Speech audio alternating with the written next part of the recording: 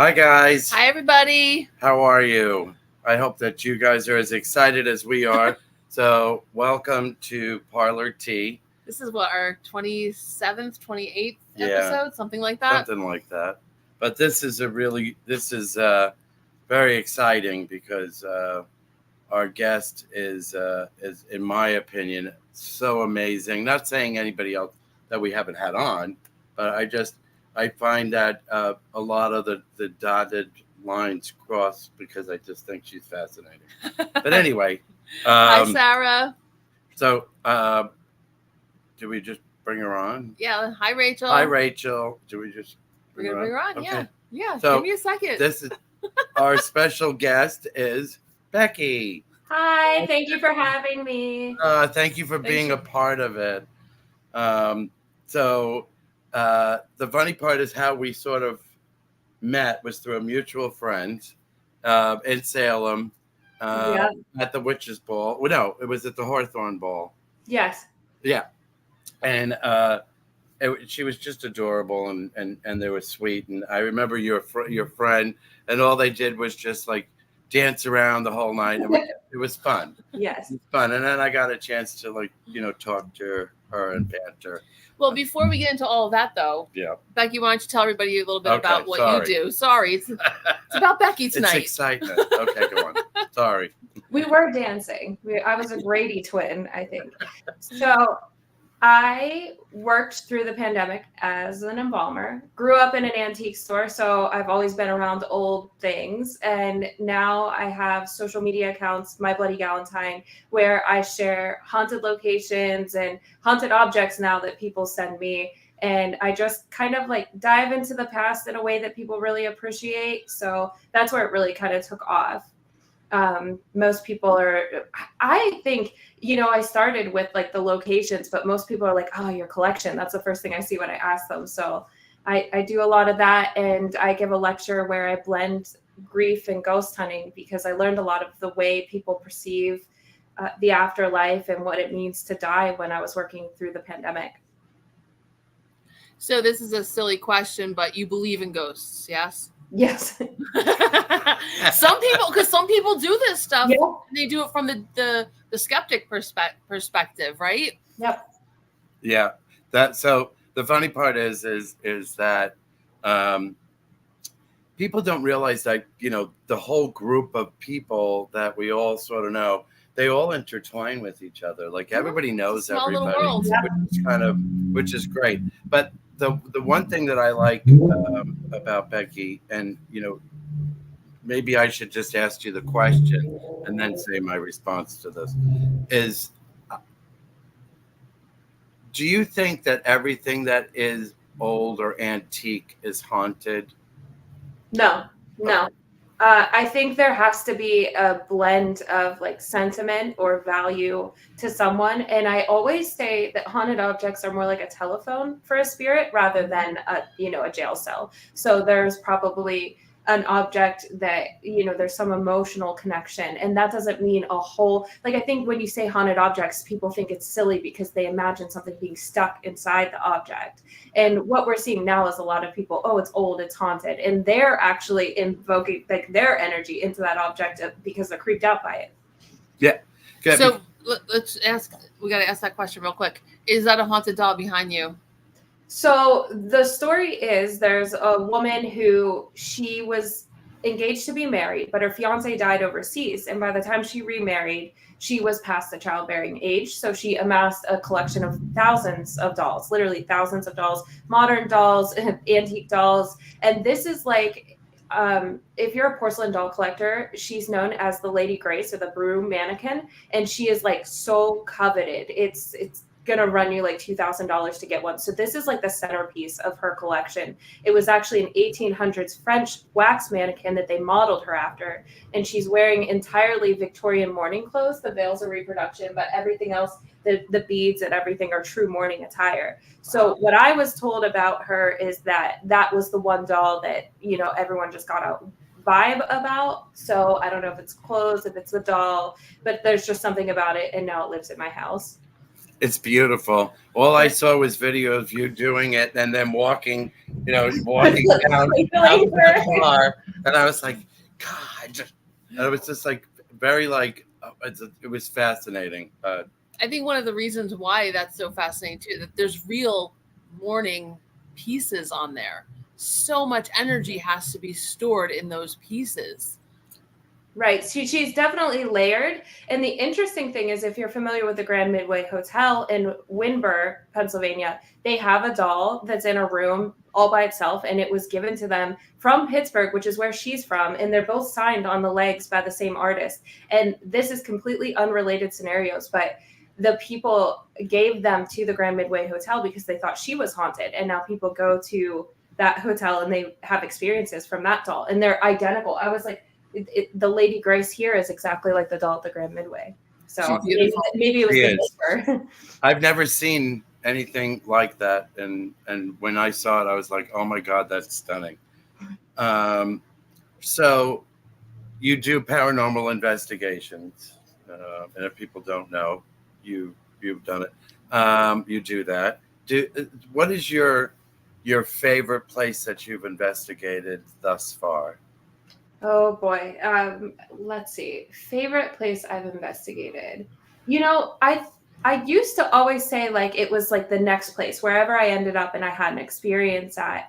And I think one of my favorite experiences was earlier this year in a town called Brownsville, Pennsylvania, because the activity transcended the house. What we were experiencing wasn't confined to a paranormal investigation within the house. As we were walking down the street, someone makes a comment to us that almost seemed to be related to the investigation. And we were like mind blown. And then we go out to eat and the power goes out at the restaurant. And then we go back to the Airbnb and the power goes out at the Airbnb, but there wasn't a storm or anything. And when we call the Airbnb owner, they're like, did you bring something back from the tavern? It was like the entire town. So that place always held like a really special kind of place for me. The owner had told me that it was a tavern in the 1700s where they had the first and last site of the whiskey rebellion. It's called the Black Horse Tavern. So they decided to tar and feather the tax collector in that basement foundation. And the fact that we were the first investigators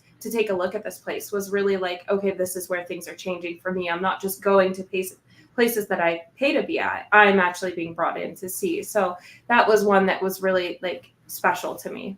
Do you have a favorite type of investigation, like a favorite device or something that you use?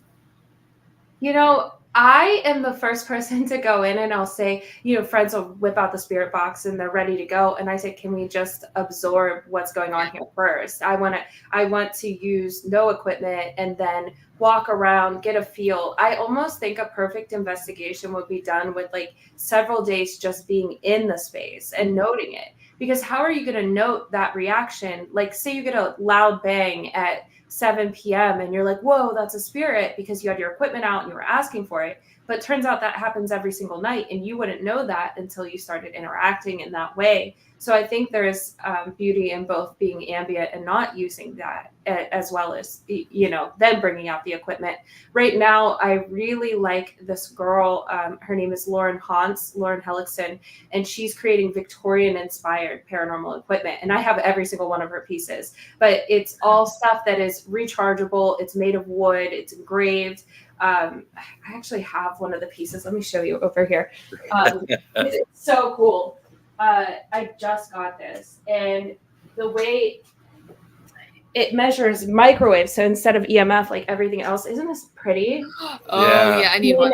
And you put the light bulb here and you can do red, or the white is really bright and it plays like a musical tone when you turn it on, and it's all rechargeable. It's clean. It's nice. Like she's definitely changing what we see in the paranormal field. But she also has a crystal. Oh, it's even engraved on the top. She also has a crystal pod that she sells, and it's a proximity meter. But unlike some of the other equipment that's always like going off, I can't wait to use it. I actually just got it, so I'm excited to use it. What was her name again? Because I'm writing it down. She is Lauren Haunts, Lauren, and then Haunts, Haunts. I know you both are Victorian vibes too, so you're like this. Oh, very much so. Yeah. You know, the one thing is that now this is a perfect segue. What I like about you when you do your investigations is exactly what you just said, that you like to sit in the environment. But I really think that you exhaust every avenue and debunk every bit of everything before you actually just spontaneously say, there's no other way but saying that something is haunted or there's something in that paranormal realm. And that's what I like, because everybody's so easily able to just jump. Like there's a noise or there's something, or they thought they saw something, and you don't realize, is it really my brain wanting me to see something, or is it legitimately something? But I like how you just you analyze everything to a You point. know, yeah, I was on a few investigations this year, and it really, the gravity of it just really set in when we're the first investigators at some of these locations, and the people say, oh, well, my REM pod was going off back and forth over it all this time. And then I'm looking and I'm taking the Mel meter and I'm recording this. And I said, all of these investigators that came in before me, all of their evidence is off because they're not recording the power line that corners the house. Mm-hmm. So that's cyclically sending energy. So the REM pod is going to be triggered, or whatever device is going to be triggered at random times, because not all of the surges going through are the same, and it's always going to be measured the same. It's going to seem to be random, and you're going to register it as responses. So we immediately were like, without a pouch or something to avoid that, you have to throw out all of this evidence. And you know, the owner of the house was telling us that's a blood stain on the floor. I'm like, well, how do you know? Well, someone used luminol. Who used luminol? Like, we were very much like working backwards at some of the stuff, and yet with all of that dismantling, you still have beautiful, incredible experiences that you can document and present to people. So Right. no harm in debunking. I have a very scientific sort of aspect to it. Like, I completely agree with that. I want to always rule out that something is mundane before I assume that it is something paranormal. I respect that immensely, and we do that here quite a bit, because we have a lot of experiences here in the shop, and I do that on my ghost tour too. But there's times where you just kind of can't, like, you just get swept away with with some of these experiences, and you're like, I got nothing else. I don't know what else. Yeah. So we just. That's the people upstairs. I know. Yeah, we just heard a bang. That's the people upstairs. It's haunted. They're like, enough of the ghost stories. So, by the way, so I don't know, in the comments, my friend Rachel, she lives in Texas, but she also owns a place over there in London, and she lives in a place that there's a very haunted, like, clock that she has, and she's asked us all to go there, and she said that you guys are invited. You're invited as well, so we can all go to London and stay with. One day we're just going to be knocking Rachel. on Rachel's door. Yeah. All of us, just all of us go. Remember that comment you left on that podcast? I got my sleeping bag. I got my REM pod. I'm good. I think it'll be fun.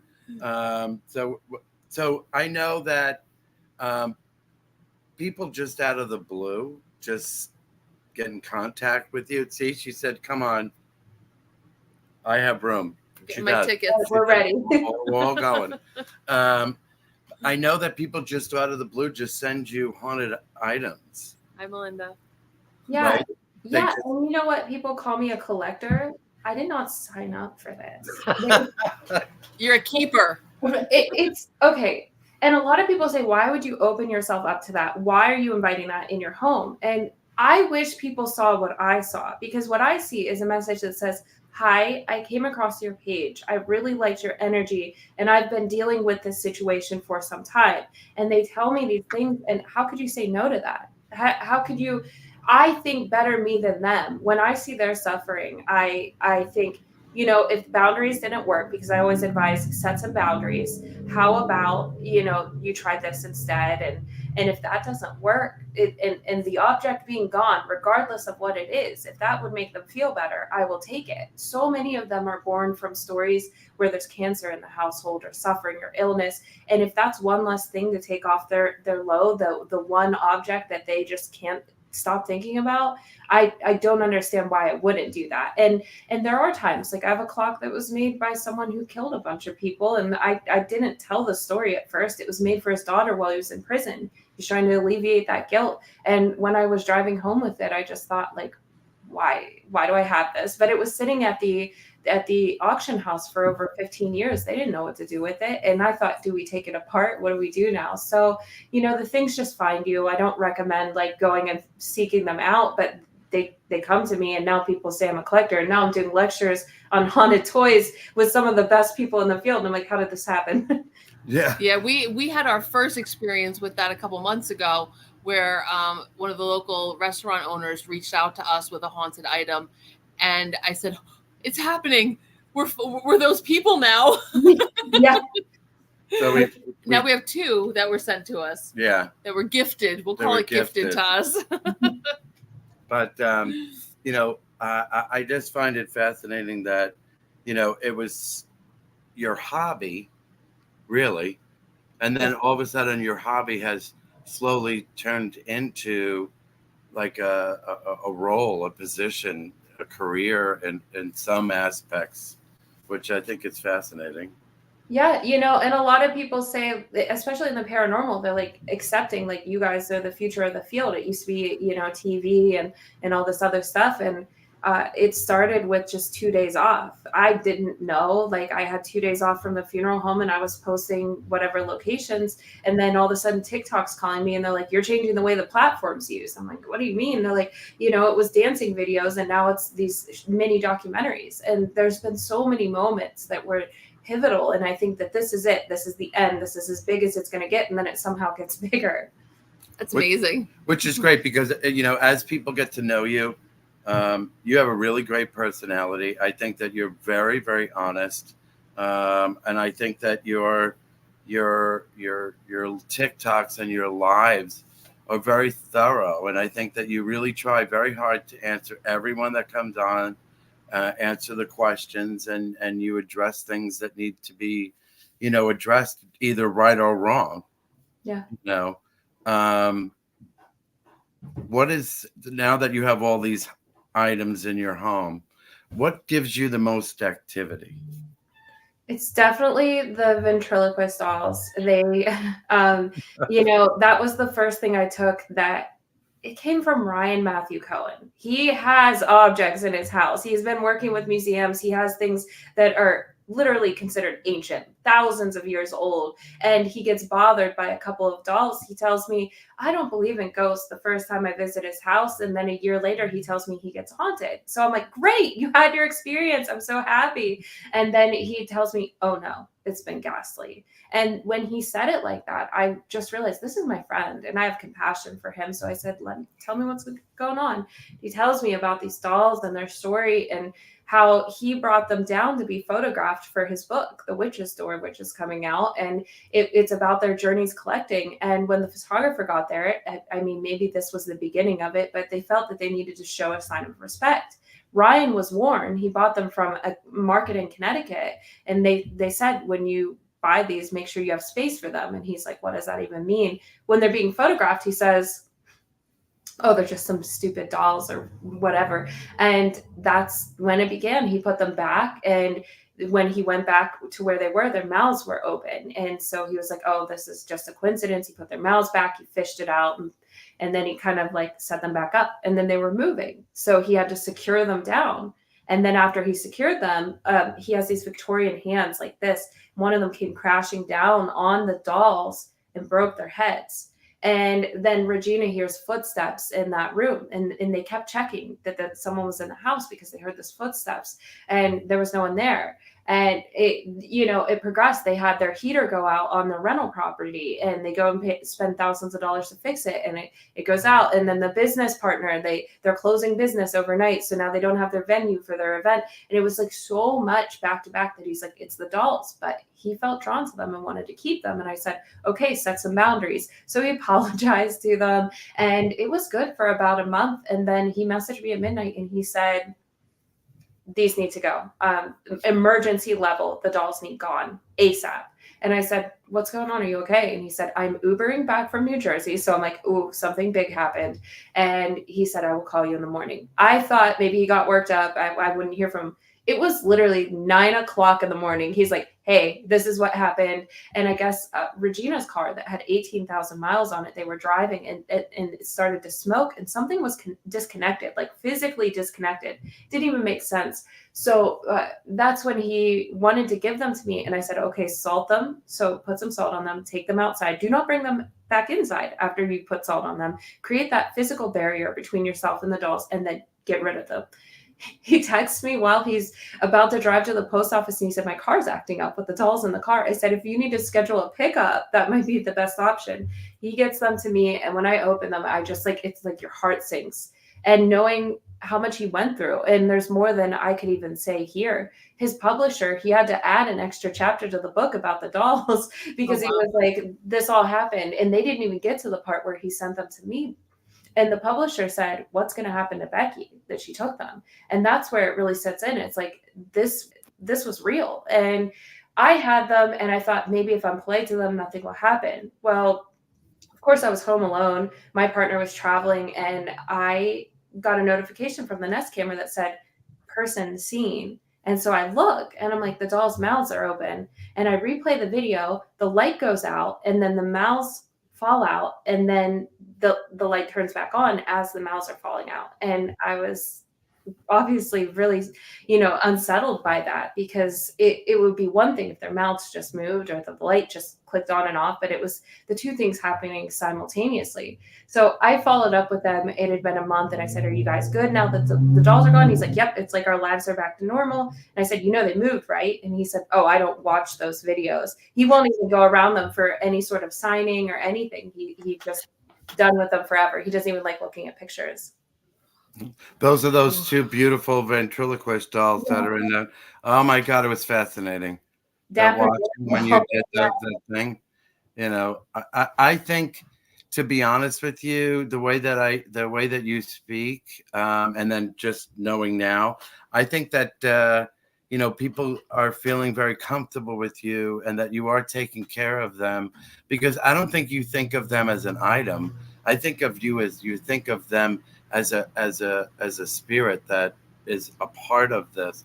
And I think that you look past the actual physical piece of it, but you look at the emotional part of it, which I think is great.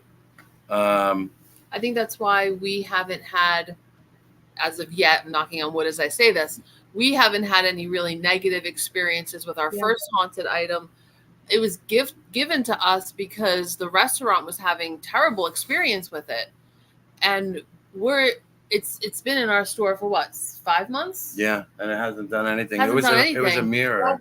Yeah, and I think that we are very clear with people that come in here for all of our events. You are to be respectful to these spirits.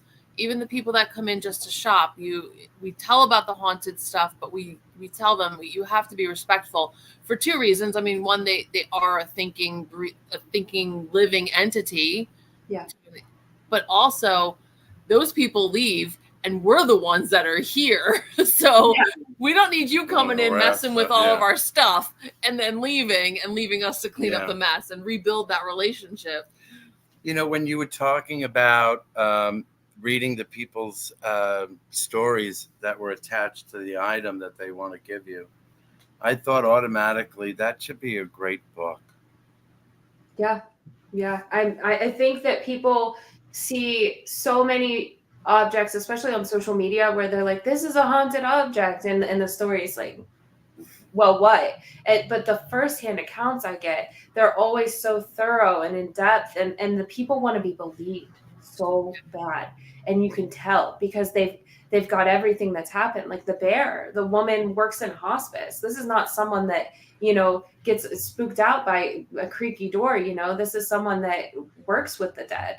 And so when she reached out to me, that's compelling. When Ryan's a collector, that's compelling. And when they tell me these stories, it's not just, I brought this thing home and it had bad energy, bad vibes. It fell over once or twice. It's like these in-depth chapter length stories that happen. And some of them, they don't end up with me. Some of them, it doesn't feel aligned with me.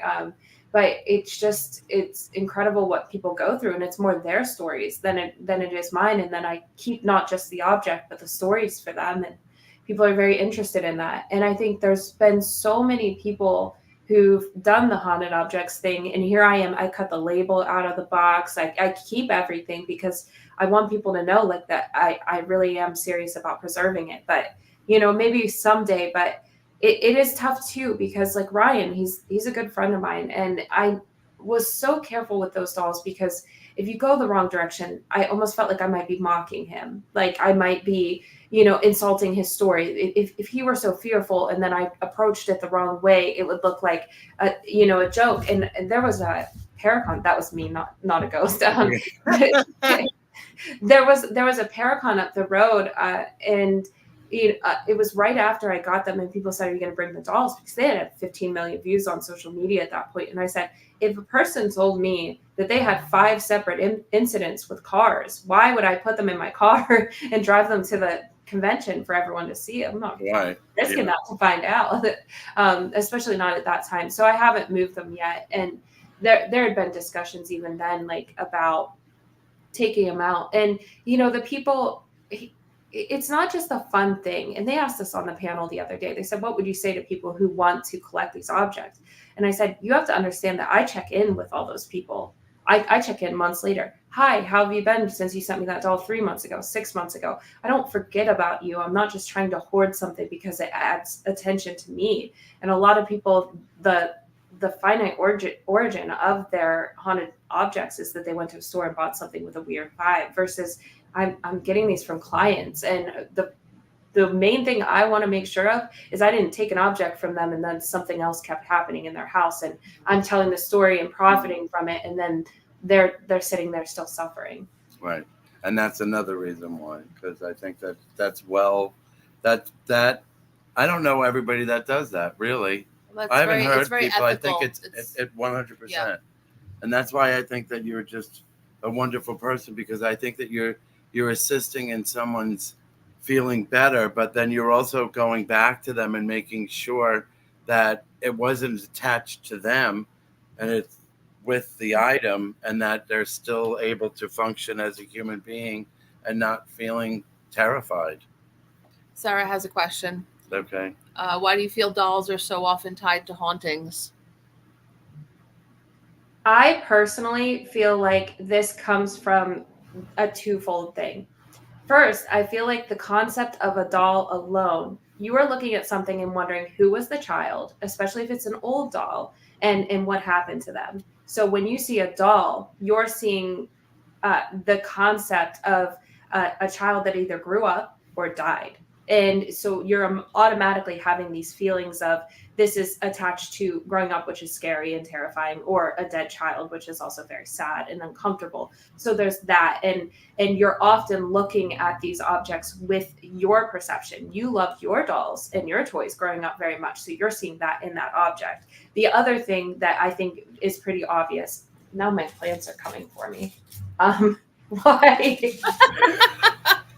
I think that there's, the idea of it looking more like a human vessel. Yeah. So you have 2 eyes and everything. So it makes more sense to inhabit that than a Kleenex box. But I do think a lot of it comes from that. And I think we see these and we're automatically imposing these ideas even before activity occurs. So a lot of people that are thinking haunted doll, they're just thinking maybe what if, and it's not documented activity that follows.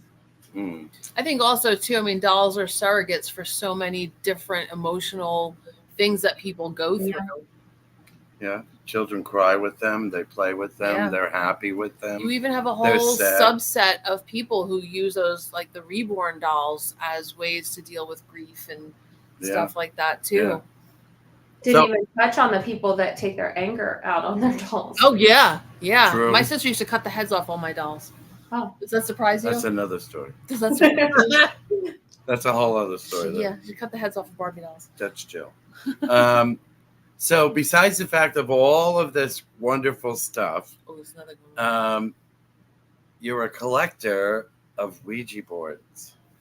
Yep. That was my first collection. I started collecting talking boards in 2013, and I didn't know what I was doing. And I went onto eBay and I typed in antique talking board or antique Ouija board, and I found a 1940s Ouija girl. It was a magician, and she was letting go of her collection. She was from Texas. I wish I could remember the name or like connect with her, but I bought several boards from her collection. She was just letting it go, and a bunch of her books as well. She had a bunch of old witchcraft books. I did not know that I was signing myself up for a collection that would never be complete, that would be, you know, an endless money suck. Like, I just didn't know, because my first one was, I want to say like $40 or something. It was not expensive back then. Now to get the same boards that were $40 then are $400 now, and some of them run up to $2,600. And it's like, you got to have that one if it came up, because it might not come up again. So I started researching them, and I found obviously our friends in the Talking Board Historical Society and the people that run the Salem Witchboard Museum, and now they have the Baltimore Witchboard Museum. And, you know, there's really an interesting history, one of enterprise. It's multiple men trying to claim the ownership of something that was used often by women in spiritualist communities for decades prior. So it's a really complicated history that has been kind of packaged as just something that's evil that you shouldn't mess with. And it's really misunderstood, because it started as a dating game. It was a novelty, and now it's been so demonized. You'll meet people who have been practicing, you know, occult for 30 years, and they say, the one thing I won't touch is a Ouija board. You know, my dad burnt one, a Blue Ghost 1960s talking board, when we were growing up. So the superstition has definitely led to a lot of destruction. But as I've seen people take on these collections and talk about them in a way that's not terrifying, and explaining, like, this is what it is. There's a history. There's a woman behind the story who named it Ouija. Ouija is the brand of talking board, and she did her little seance, and Helen, you know, said the Ouija board named itself. And that's often written out of the story, because again, it's blanketed with this idea of it's something that we should fear. And I'd say now I have over 100 boards in my collection, and it's been one thing that has been so personal to me. It's just to think of all the people who put their hands on it to scare themselves at a sleepover, or for someone who was genuinely trying to contact someone, or someone who thought it was silly. There were people in the 20s that thought that they should give their entire fortunes willed to the name they found on the Ouija board. It's very interesting. Right. And I know that was your pride and joy, because you love talking about all of this, but you could see the elevation. You're so excited about your collection. And I have to say, you've shown your collection. It's beautiful. You really keep all of your things very well. And you do make me very jealous of it. But anyway, that's another story. Don't let him near your stuff. That's another one. Yeah, I wouldn't do that. So Brian's question here: do you feel, since collecting haunted objects, that with each item it brings your intuition stronger, as to where you can pick up energy from a random object, knowing there is an attachment? I will say, yeah, like 4 years ago, I went to, it was the Warren's Occult Museum, and I remember saying, I don't really believe in haunted objects, or that's not my thing. That's not my area. And I went through, and I was just closed off to it because I didn't believe in it. And now looking back, I'm like, so many of those stories were people who trusted them the same way they trusted me, and they were legitimate and given to them. You know, I'm not just talking about Annabelle, whether or not, you know, the validity of that story. There were other objects that came from families and places. And now I get things that aren't given to me as haunted objects, and then something transpires, and I have the confidence to say, yeah, that probably was, you know, there's the paintings, they're out of the frame, but it's these two little babies. And I messaged someone on Marketplace. They weren't listed as haunted. They were listed for $150. It was babies in a funeral lithograph. And I messaged the lady and said, I'd like to buy these. And she said, I'll drive 2 hours to meet you and you don't have to pay for them. You can have them. And I was like, that's really fishy. But at first I was really excited. I was like, Josh, they're giving us these things. They're giving us the portraits we wanted, and they're going to drive. So we don't have to drive all that way. And then when we get there, she was like, oh, and I have this book on demonology and witchcraft. And she gave it to us. And I was like, this is too good to be true. Something's wrong. And as soon as we brought them home, we cleaned the frames. And Josh had this closet that had like a platform with all of these crates in there. And they had been there for 3 years. And all of a sudden they all come crashing down at once and the entire closet basically gets eviscerated. And I was like, oh, okay. So what we expected to happen absolutely transpired immediately. And I ended up talking about it on a radio rental episode. So anytime I show them, people are like, oh, those are real. I was like, yeah, the stories from there are real. So that was one of the first ones where I'm like, now you just start to recognize what they're saying is you recognize that energy, that familiarity of something that still has something lingering. So do you believe a lot of the places that you've gone to and investigated, do you believe that they're more residual, or do you believe that there are more intelligent kind of hauntings? You know, I don't know. I thought you were going to say, do you believe a lot of the places? Because I was going to say, no, there are a lot of places I don't believe at all. And I think they're trying to capitalize on something. I think we're communicating with the perceptions left by other investigators that have been there saying the same things. For, you know, the kid pushing the ball in the hallway, or these stories of these ghosts. When you go in with these perceptions, you're going to interact with that, paranormal or not, residual or not. You're taking these events and you're logging them, and you're immediately anthropomorphizing these events that you know, the REM pod going off or the object being triggered, and immediately applying whatever ghost is alleged to be there. So you go in the room where the little kid plays with the ball, and you've got a REM pod, and you put a ball beside it, and you're like, okay, this is definitely a little kid. But you have no other indicator other than the things that have been, you know, these preconceived notions that have been fed to you. So I think a lot of these narratives that are injected into these locations, I don't even know if it's paranormal or not, or if it's some sort of, you know, psychological way for them to get us to have interactions.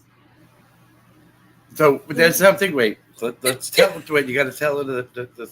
So we do a thing with Sarah, and it's called Calling the Beyond.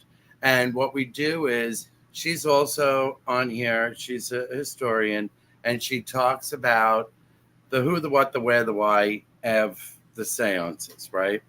So, and you get a chance to use it. A small amount of people, and the automatic writers, and the Ouija boards, and the bells, and the candle. And it's very, very interesting. So there was a girl named Jill who was sitting right here, and she did the Estes method, and she all of a sudden we heard it first. We heard a whistle, and then she said one thing, and then she goes, and then there's a whistle, and then it whistled again behind it on an EVP that we didn't notice till after. We just heard a whistle. Plain as day. You heard it that way? I heard it right here. I heard it this way. And it whistled. Did you see our faces? We just went like this. I saw. It was like, wait, what? Yeah. That was definitely not the people upstairs anymore. No, that was not. No, that was not. But it was the same whistle. It was the same whistle. Yeah. It's weird. But anyway, sorry. We just had to explain that piece. Yeah. Because I just find that, you know, this place gets very strange. Yeah. The building is from the 1831. Yeah. And it's just because we were doing things, and, you know, I have things from where I used to be that are in here as just pieces that are here. Not that I'm going to sell them. I'm attached to them as well, that are haunted, or allegedly. John's going to be the attachment. But you know, there's a lot more things coming. That was just really weird. That was very strange. Yeah. We also this is my bad.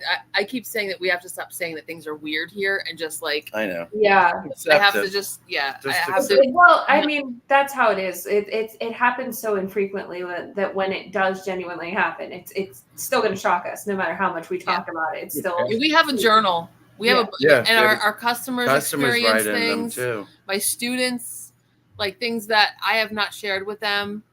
We have a ghost cat that people see in here, and one of my students one night we were preparing for a meditation, and he's like, "Is there a cat in here?" I was like, yes. Yes, so, there is. So I just have a few more. What, and then I'll let you go. I know you're busy. So what is your like holy grail? If you were going to go to a place like that, you would just love to investigate and be there. Like you can see yourself there, like the top one. You know, I'm happy being anywhere, but I guess like, you know, going in, I know they let people in the tombs in Edinburgh. Like, I guess they let them investigate in there, and that's where I want to go. I want to go there too. Yeah, and because I like cemeteries, and I'm curious about death and stuff like that. So I'm always interested in the blending of my two interests. I forgot that we had a question that was from Rachel. You know, that people use certain things as, you know, that they were used as toys, the talking boards, but people never really close them right. Is that true, that they still continue to do things, or is that just a superstition? You know, there are a lot of rules and a lot of people in the talking board collecting community. And this is something you'll see me do often, where I say, I do not want to impose my beliefs onto you. I personally don't believe the opening and closing, putting the planchette on the board, but I don't want to dismiss other people's experiences. I think talking boards have exacerbated something that already existed historically. I think a lot of people, why did you bring the talking board in the first place? Why did you bring the Ouija board in the house in the first place? It's because you were already experiencing and had a feeling, and then you brought it in. And then the activity, they were like, whoa, communication. And then the activity happened. Do I believe when someone comes to me, you know, I had someone say, I spoke with a medium and they said that the Ouija board is the reason my life has been cursed since I was 16. And I said, no. Okay. These are instances where what a medium can do, or a fraudulent medium especially, what they'll do is they'll say, have you ever played with a Ouija board? Because they know you have. But that if you feel like you've had misfortune, we all have. Exactly. And so then you're going to be like, wow, how would you possibly know that? And it's like every single person has done that. Like, and so that's how I ended up with one. I was like, honestly, I really think you're fine. But that's happened a lot with stuff like that. But for me personally, I have 100 in my house. I don't use the antique ones because they're antique, but they haven't caused obviously anything horrible to happen in my life in the 10 years I've been collecting them. My life has been pretty fortunate otherwise. But I don't advocate for people to go use them unless they make that decision themselves, because that's the last thing I want. And I have had hate videos made about me where people are like, oh, she says she doesn't care. I'm like, yes, that's it. I do not care if you choose to use one. I personally don't think you're going to get a demonic attachment or anything, but a lot of the rules are invented by Hollywood and how they've been portrayed in film. Right. You know, these movies come out and they say, you know, never play alone, never play in a graveyard. It's not reality. It's based in what they created. And then people, you'd be surprised how impressionable people are the second the Ouija film was not a documentary. Yeah. Yeah. Good question from Sarah. Did working in the death industry change how you approach the paranormal and investigating? Yeah, that is something that I, you know, incorporate into my lectures, because I think I wouldn't have been so respectful, or I wouldn't have seen the gravity of going in and running and screaming, or the other things that people do, provoking entities. And now I think if I were sitting let's say this person died 100 years ago. If we believe that spirits are human energy and they're deceased humans, which it's ambiguous. We're not entirely sure right now. So if we believe that, if the person's family, they were, watching me do what I was doing, would they like what I was doing? If I'm sitting there and saying, hi, if you're here, nice to meet you, sure. But if I'm saying like, how did you die? Like that stuff. So that's when it started being like, we're telling jokes, we're being silly on investigations, but like a lighthearted way, but not that we're not taking it seriously. Just more human. What's your favorite color? What can we get to make this more natural, rather than you wouldn't walk up to someone and treat them the way most people treat spirits. Right. Agreed. Totally agree. So would you have any advice for anybody that is, pursuing being an investigator, either as a hobby or, putting a team together? Any advice on that? I think the only way to truly find yourself and find your investigation style is to do it. I remember what it felt like to be new. I had my first experience in 2009. I was so overwhelmed by the rules, these rules. Like, where's the master list of what to do on a paranormal investigation? What goes first? And I was looking for this, like, okay, first thing you do is this. First thing, like, that's not how it works. It comes down to you making the choices of what you're comfortable with.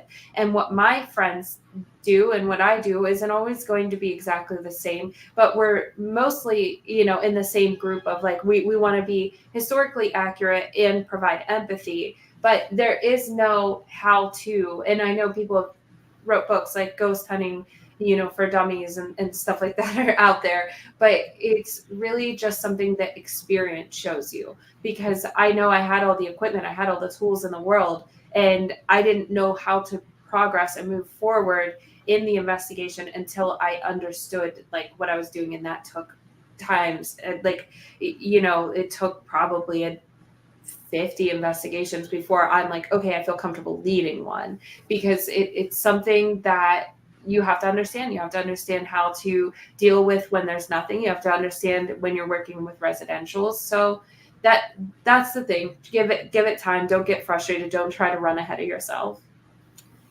Good advice. Yes. I like that. So I had another question, and back to your, what made you decide that you wanted to become a mortician? I had a friend pass away, and I had been living, in this punk community in Pittsburgh for a long time, and everyone was beautiful. They still are beautiful. They're artists and musicians, and I always admired all of them. I was kind of like on the outside. I was never like that spiky jacket, but everyone knew me, and we all got along, and we would sneak into the cemetery after dark, and I thought I was going to do that forever. And this person came into the community, and she was beautiful. She was hilarious. She had a band, and everyone loved her. She was like the most well-liked person, and she made me feel like everything I did was cool. Like, she made me feel like, even though I did like 1950s pinup pageants and I collected My Little Pony and all these other things that weren't punk or weren't spooky, she still was like, look at what Becky does. Everything I did that was authentic to myself meant something to her. And I remember her walking around this room saying, oh, you should be friends with Becky. She doesn't get out much, but you should be friends with her. And, she moved away after some heartbreak, and I stayed in touch with her, and then she passed away. And when she did, I realized how everyone was kind of letting these amazing people slip through their fingers, and there was nothing we could do. And that really hurt. Like, I didn't want to go outside and see people anymore. And since I went to school, I would say a dozen more people have died. I'm not joking. When I tell people how many people I know that I cared about who've died, it's 10 people who were in the same room a decade ago, and they're all gone. And it's really just difficult, but I knew that if I didn't get out, I would be on that same path. And so it was really a personal decision. And, I didn't think it was changing my life. Like, I thought it was the same as going to like graphic design school or, like some sort of CNA program, but it changed the way people perceive me and how I perceive the world around me. Show Rachel's. Oh, wait, real quick. That's really helpful because our friend Melinda's daughter wants to do that as well. So thank you for that, for sharing that. So Rachel said, did anybody else notice the doll blink? Or was that just me being hopeful?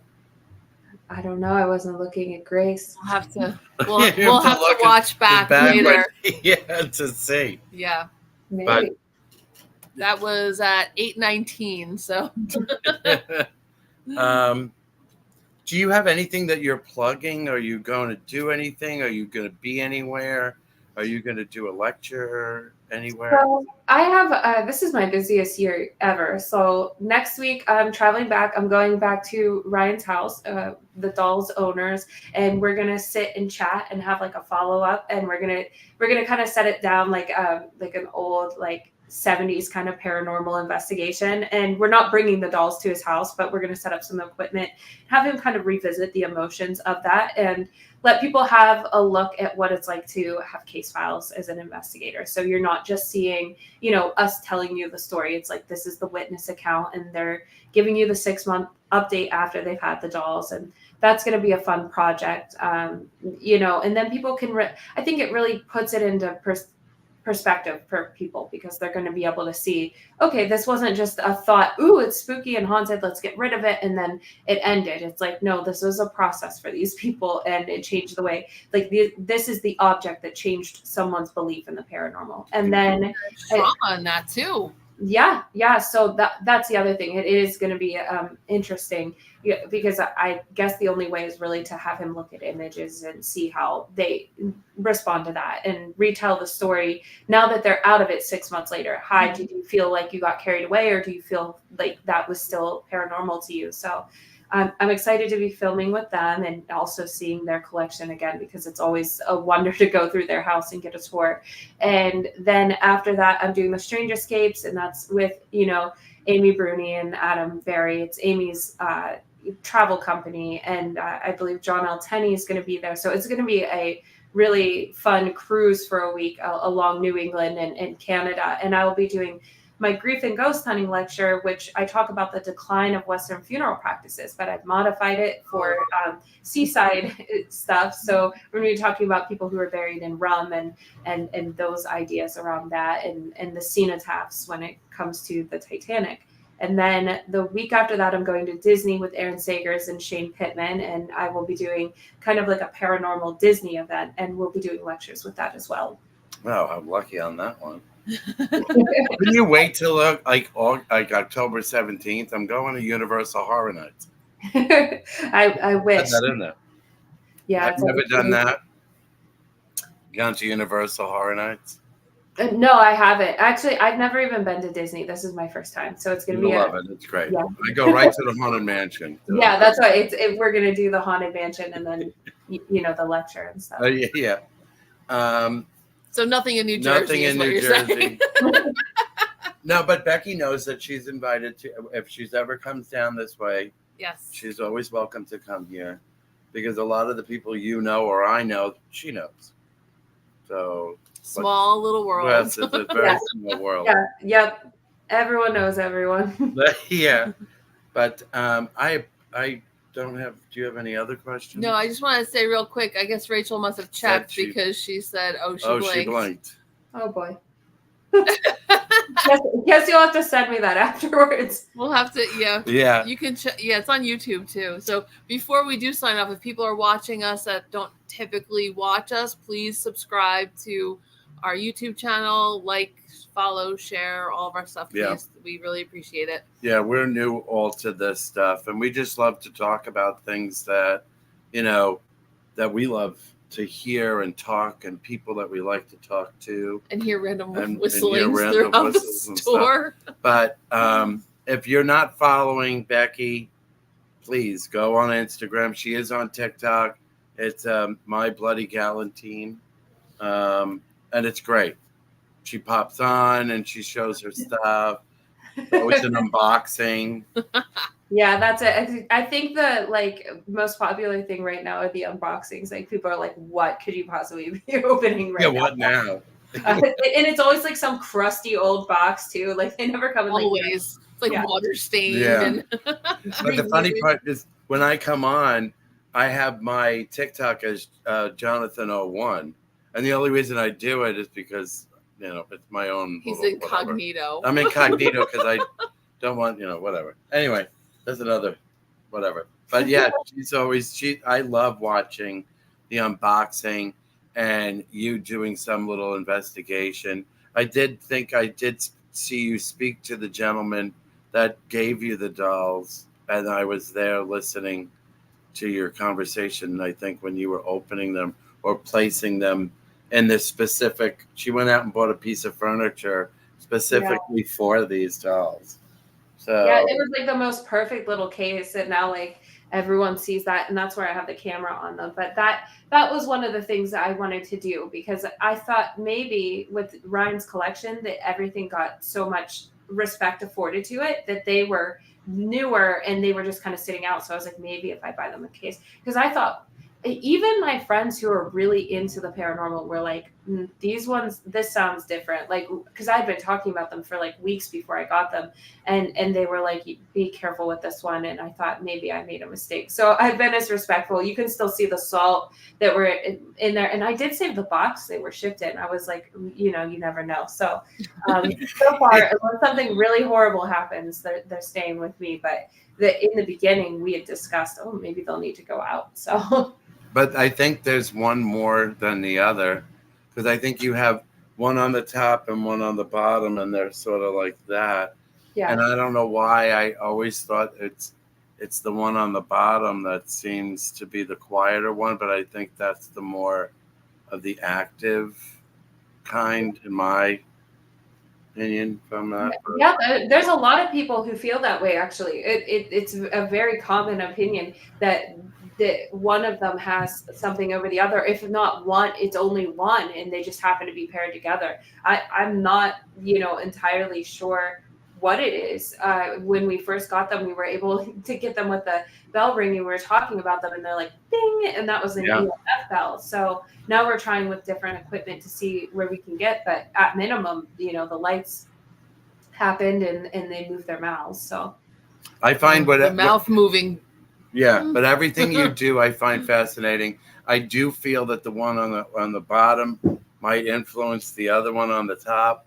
I don't know. That's just my opinion. But I would keep doing everything you do. I just love this type of thing, and I love how you do your thing. And every time you go on, I get excited. Not for any other reason. It's just like, what did Becky make me want to be jealous of her even more? She's gotten. It's like, but I find your TikToks fascinating, informative, and I can't speak more highly of you as a person. I just know you from this stuff. Yeah, thank you so much for spending time with us. Yeah, Rachel said. I appreciate it. It was fun. Yeah, we try to be professional around here at the Parlour. I try. This is great. To be honest, I try. Fantastic. So we're doing a thing called Haunted Road Trips, and we do it with Sarah. She does the historical side. I've been to our next location, which is next week. It's Lizzie Borden's house. Oh. So have you been there? Yeah, I stayed the night there. I toured in 2018. It was like, I remember going there, and I don't even know what possessed me to go there. I was just like, oh, it's on the way. And then, I guess I could go there. And it's really so cool. Like, how it's like stepping back into time and like seeing where she was. And there's so many, I'm sure at some point in your life you've had to sit in a classroom where they reenacted it. I think it was like 11th grade. They made us reenact the Lizzie Borden, and then being there, it's like, wow, this is a real place. It's not just a hypothetical tale that they tell. Yeah. It's like right here. It's like you're really in that environment. That it was great, but I didn't get the vibe that she's there. No, I think she's a Maplecroft, and a very, very pleasant family bought it. So I'm sure they're living peacefully with Lizbeth. Yes. So here's one question related to it. Do you think she did it? Personally, I don't believe so. After like consuming everything that everyone else has talked about and how she acted and how her life went forward with that, I don't believe so. There's just too much.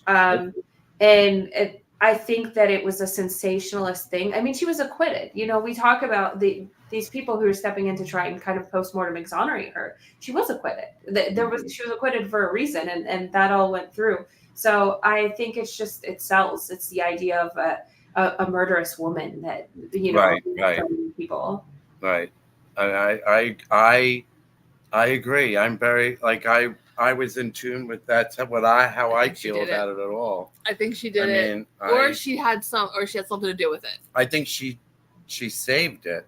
I think that she was the one that was very able to be in that kind of demeanor that I think it was her sister. That's just my opinion, but she was protecting. We'll present our cases next week. But anyway, yeah.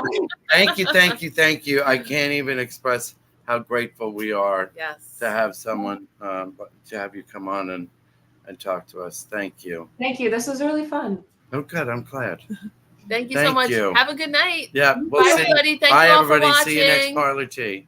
Bye. Bye.